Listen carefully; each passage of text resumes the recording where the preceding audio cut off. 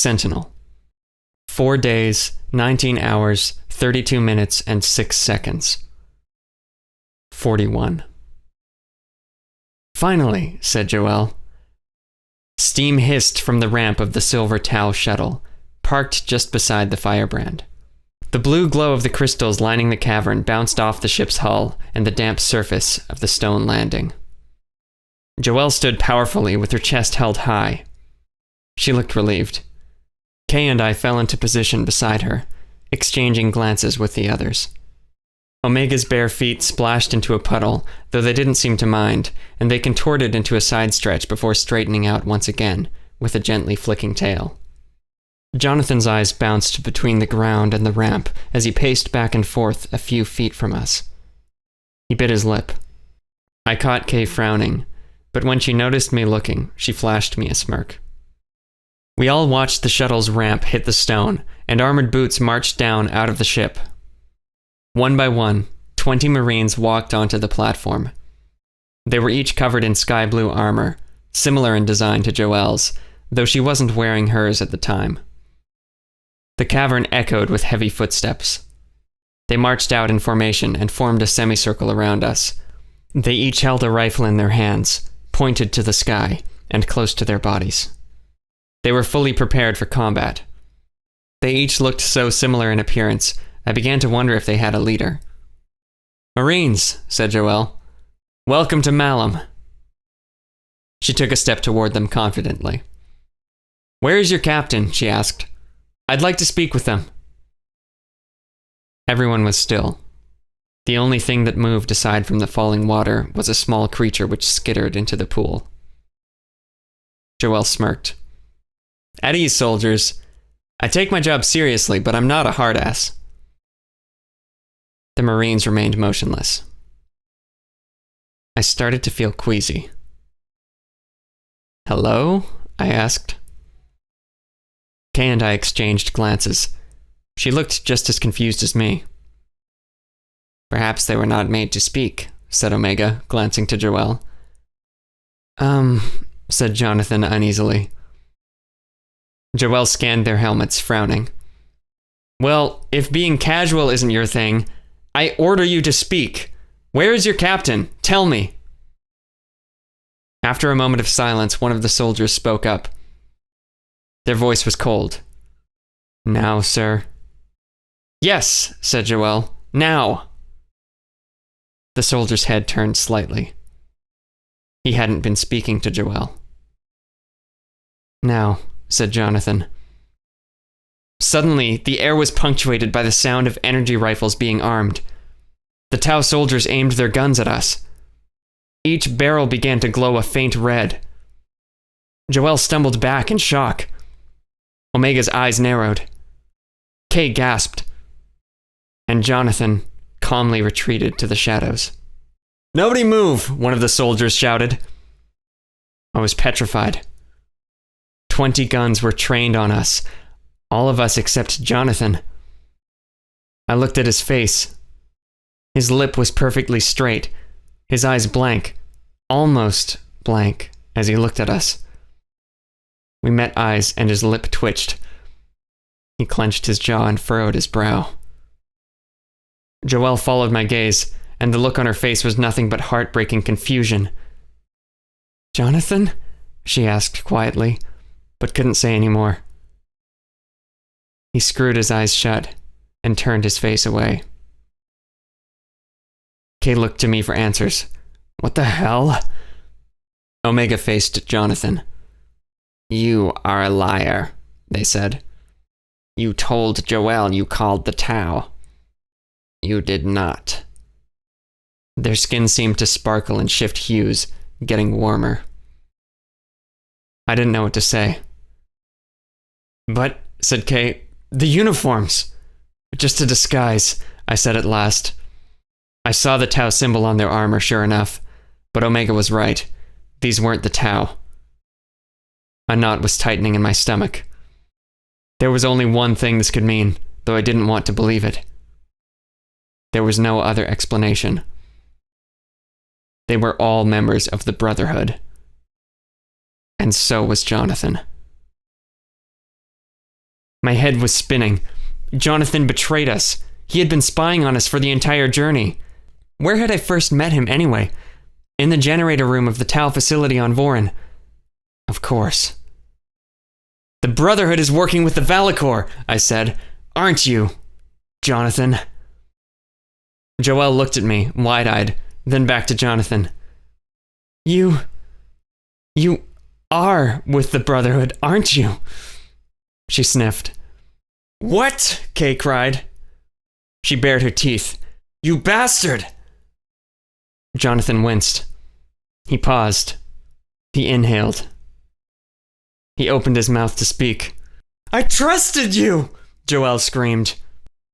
Sir, said one of the soldiers, eerily calm. What should we do with them? Jonathan hesitated. Secure them in the firebrand. Bring them to the mothership. Duhrnan can decide their fate. He locked eyes with me, then looked down at the pistol on my hip. The one he had just returned to me. He took a deep breath. His eyes met mine once more. He frowned, and his voice was low. It's too late now. I shook my head in disbelief, mandibles clenched. Even though I stood a few feet taller than all of the Marines, I knew they could easily overpower me in this situation. I had to suppress my spiraling thoughts about Jonathan.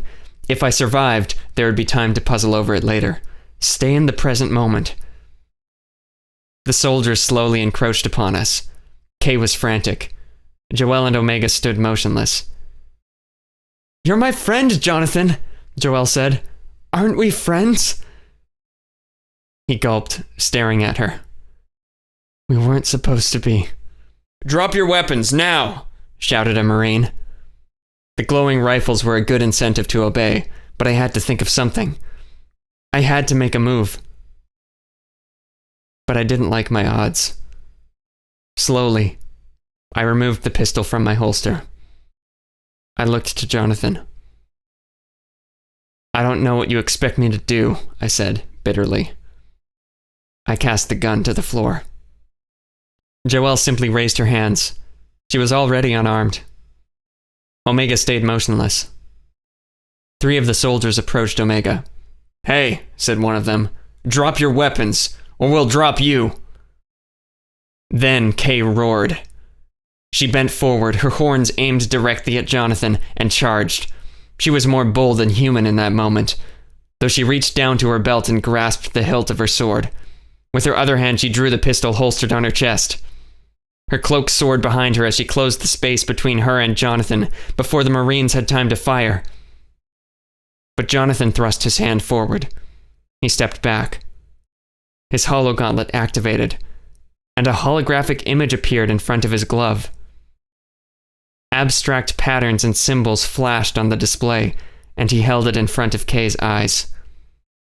She slowed to a halt mere feet away from Jonathan and dropped her weapons to the ground. I'm sorry, Kay. I didn't want it to come to this. Kay's eyes glazed over, mesmerized by Jonathan's symbols. My blood boiled. What are you doing to her? 2 of the Brotherhood soldiers lunged for me.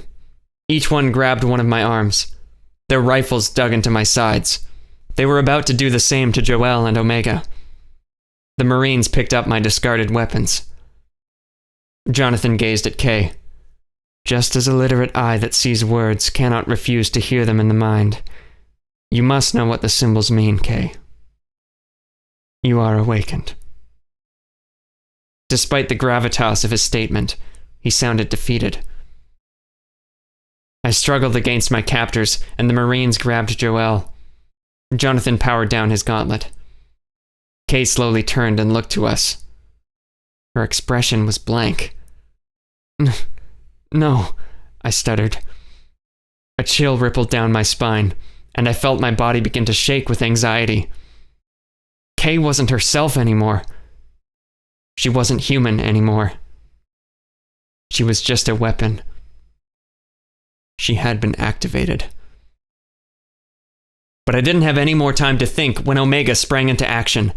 The 3 Marines harassing Omega were almost touching them when they thrust both hands and their tail to the underside of each soldier's barrel.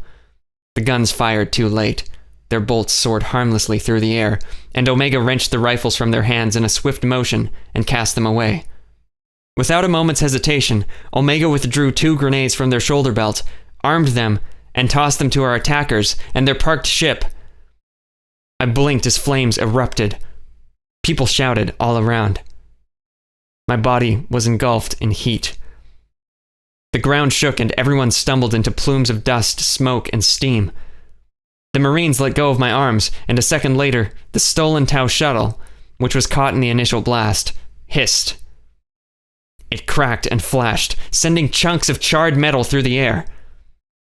The hull was replaced with thunderous fire, and the air was clouded with debris. My nostrils were filled with smoke and the smell of burning plastic. Red energy bolts arced through the dust, and Omega was hit twice, but still they managed to leap safely somewhere out of view. I ducked low to the ground and stumbled on all fours toward Kay through the smoke. I had no idea what to do, but getting to her seemed like a good idea. The stones continued to rumble. I collapsed and came face to face with a Brotherhood soldier who had fallen onto his hands. He looked up at me through a broken visor, our faces only a foot apart. I could see only anger in his eyes. No fear. He scrambled to his feet, ready to shoot, but I lunged for his rifle. My fingers wrapped around the barrel and stock of his gun, and I pulled and spun with all of my weight. I knocked him off balance and threw him to the side. The rifle was in my hands. Out of the corner of my eye, I saw Joelle being forced back to the firebrand, with half of the Marines aiming their weapons at her. I was about to change course and run to her when Jonathan's voice pierced my mind. "Stop Omega," said Jonathan. "Subdue them." I spun around. Kay and Jonathan were standing meters away from each other, and not far from me. Soldiers' bodies lay near them, dead, killed instantly from the grenades. Kay turned toward Jonathan slowly.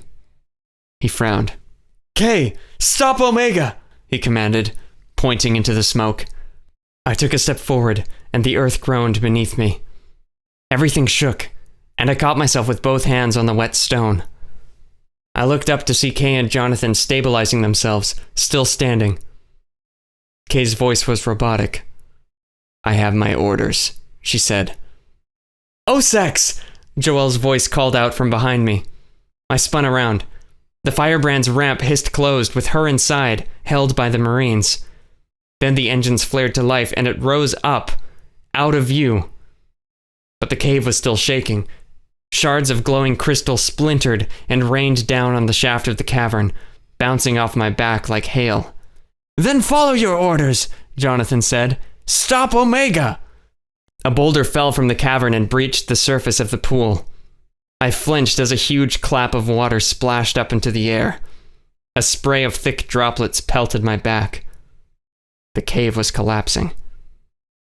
"You," Kay said, "are not my master." "What?" Jonathan cried. "I made you!" His face was a mix of terror and outrage. He was beginning to panic. Kay took a step toward him, and he kept his distance. I began to cough uncontrollably. My eyes stung from the smoke. "Kay, stop!" he shouted, his voice breaking. "What are you doing?"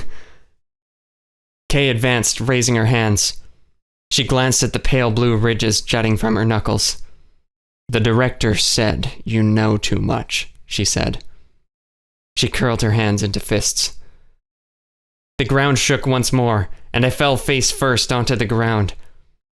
The wind was knocked out of me. The rifle slipped from my fingers and clattered away. I looked up, struggling to breathe. Jonathan yelped. Helplessly, he fell onto his back. He winced in pain. Kay lost balance but stayed upright. A large stone careened toward her from above, but before it could hit her, she forced her fist through it, smashing it to dust with ease. The brunt of the tremor passed, and her gaze fell to him. He was frozen with fear. She stepped above him and lifted her fists above her head. She was going to kill him. "Just do it then," Jonathan spat, shaking.